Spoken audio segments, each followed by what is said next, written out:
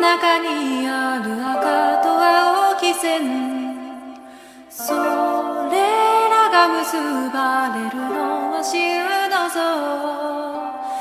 風の中でも負けないような声で届ける言葉を今は育ててる。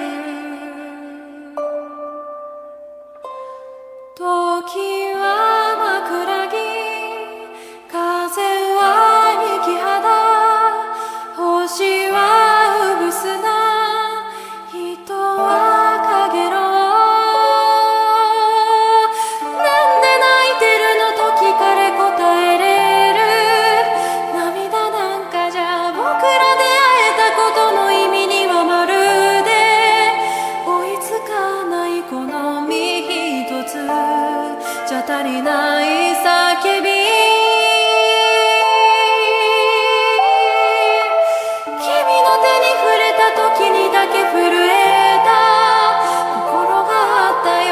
意味をいくつ超えれば僕らたどり着けるのかな。